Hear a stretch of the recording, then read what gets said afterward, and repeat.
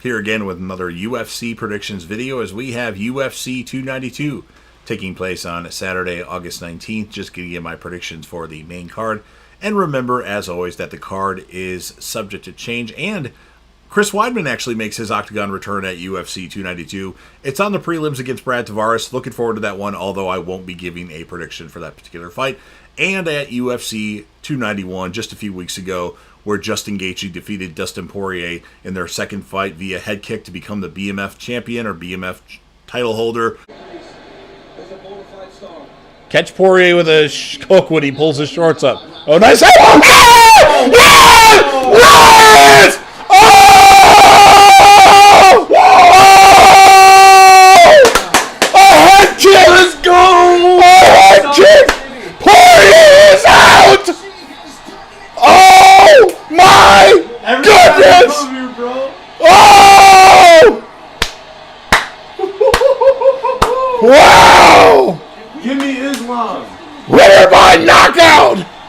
I was actually 4-0 with my predictions. Now, Michelle Pereira and Stephen Wonderboy Thompson didn't fight because Pereira missed weight. So I didn't take an L for that one. So I'm 4-0 for that card. And I got bragging rights. But before I give my predictions for UFC 292, just a few things. If you're a fan of the UFC and you like UFC prediction videos as well as UFC fight reaction videos and want to help me out with the YouTube algorithm, please consider Hulk smashing that like button. It does really help out. Come back to the channel after UFC 292 for my fight reactions. I'll post at least 3 to 4 fight reactions. If there's a reaction that you really want to see, make sure you leave that in the comments section. But obviously, I'll react to the co-main and main event.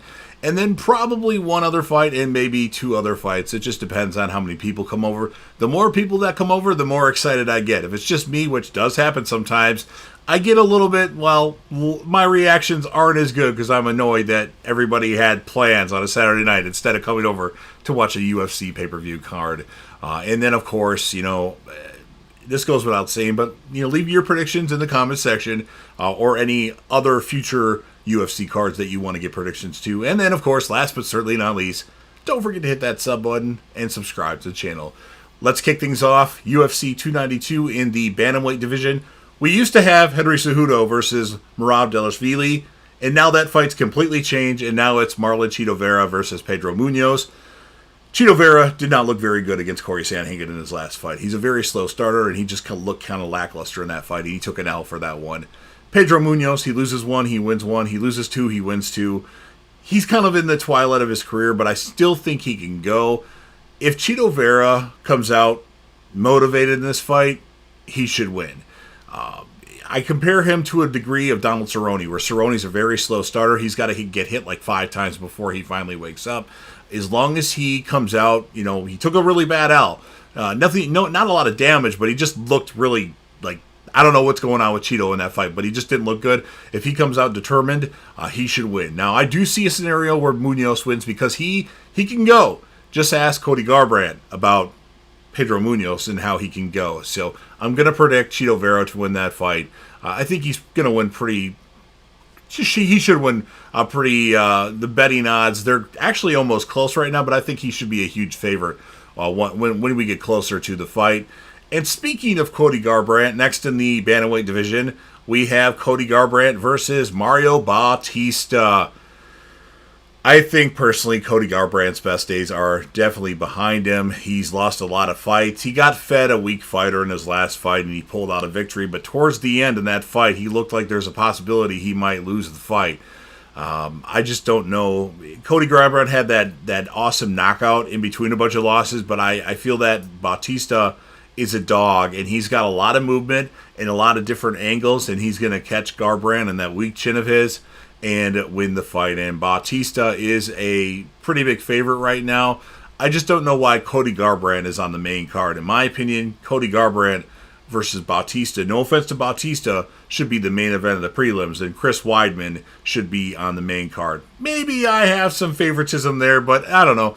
I think Cody Garbrandt's going to lose, and Bautista is going to beat a former bantamweight champion.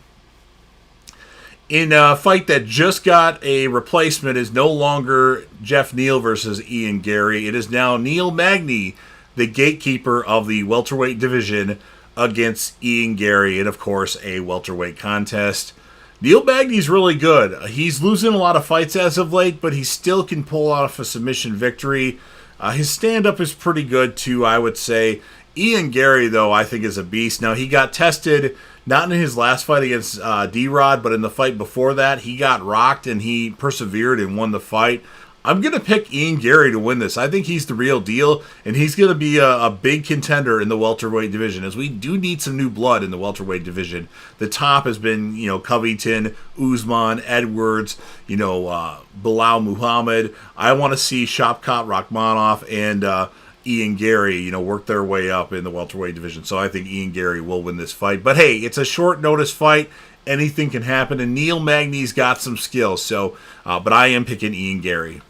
And in the co-main event of the evening, we have the women's strawweight title on the line. Zhang Weili versus Amanda Lemos. I've seen Amanda Lemos go toe-to-toe with people. She's really good punching-wise. Zhang Weili is really awesome as a fighter as well.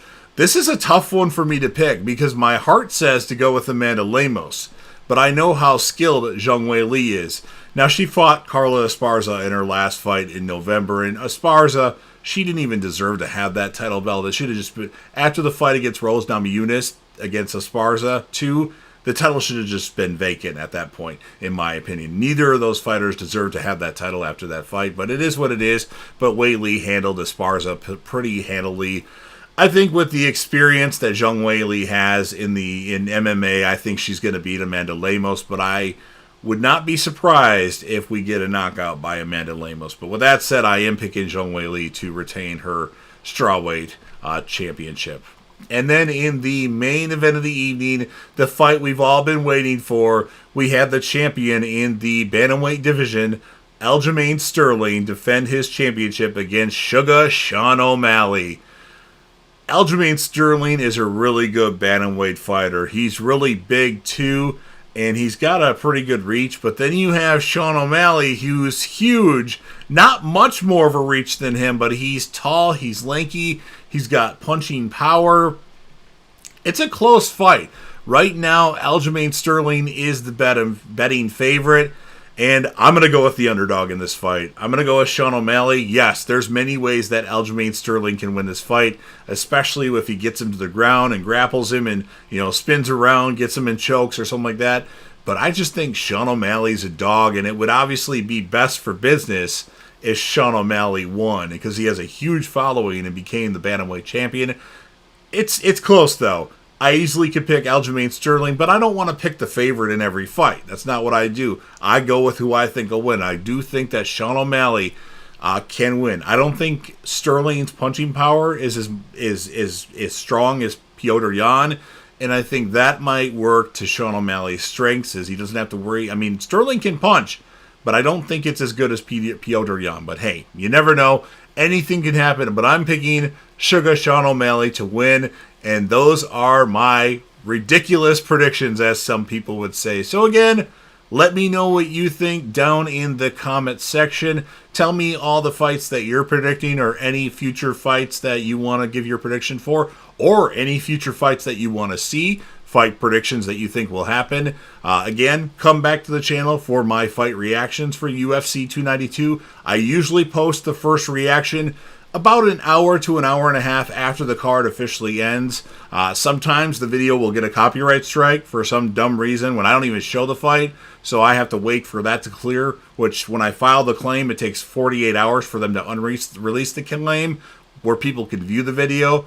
And then it takes like 30 days, or it takes 30 days for the strike to get removed. But after 48 hours, people will be able to view the video, which if that's the case, I'll push the video out a couple more days and I'll just post the next best fight, or I don't know how I'll do it. But my plan is to post O'Malley versus Sterling at least an hour to an hour and a half after the card ends. So you've heard everything I have to say about UFC 292. I hope it's going to be a good card. I'm not super thrilled about this card on paper, but it is what it is. Not every card can be phenomenal. I was really excited about UFC 291 with Gaethje and Poirier.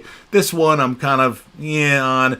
But again, come back to the channel for my fight reactions and subscribe to the channel. And of course, JDev will return.